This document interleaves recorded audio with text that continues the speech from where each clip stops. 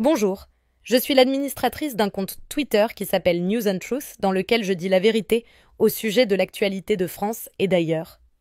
La semaine dernière, j'ai dévoilé l'affaire du rabbin Cohen, qui espère voir Macron et une partie des Français dans un cercueil.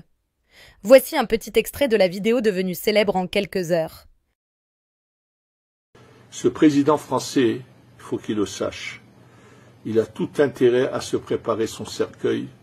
Dieu va lui montrer ce que ça veut dire vouloir être aussi effronté et vouloir avoir des déclarations contre Dieu. C'est pas contre le peuple juif seulement, c'est mais contre Dieu qui a dit que cette terre serait donnée au peuple d'Israël et que cette terre va revenir entièrement, toute la terre, sans aucune part. La vidéo est devenue virale et a été reprise dans des centaines de médias nationaux et internationaux, jusqu'en Russie, en Turquie et en Chine. Vous remarquez mon logo sur les articles de presse. Devant la gravité des propos du rabbin, les instances religieuses n'ont pas eu d'autre choix que de condamner. De son côté, le ministre de l'Intérieur a saisi la justice pour menace de mort contre le président.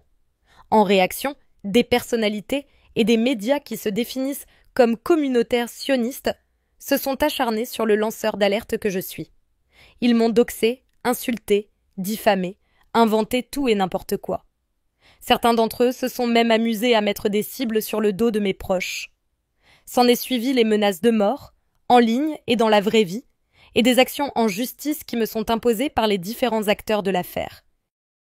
S'agissant de la réaction du ministère de l'Intérieur face au risque sur ma sécurité, elle est de zéro.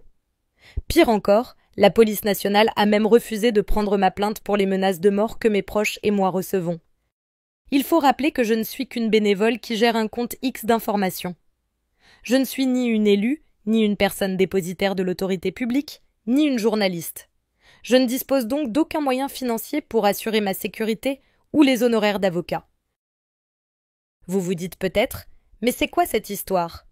Dans ce type de situation, le lanceur d'alerte devrait être protégé et soutenu. Je suis d'accord avec vous, mais, dans le cas de cette affaire, c'est l'inverse qui se produit. En effet, alors que le rabbin a été soutenu immédiatement par sa communauté, qui s'est occupée de sa communication, de ses avocats et de sa sécurité, je me retrouve pour ma part seule face aux représailles fallacieuses, diffamatoires, sécuritaires et judiciaires. Vous vous dites peut-être, comment aider? La réponse est simple. En contribuant à cette cagnotte qui servira à financer mes avocats et ma sécurité. Et si vous n'avez pas d'argent, vous pouvez aider autrement, en vous connectant à mon compte X @newsandtruth et en partageant mes publications.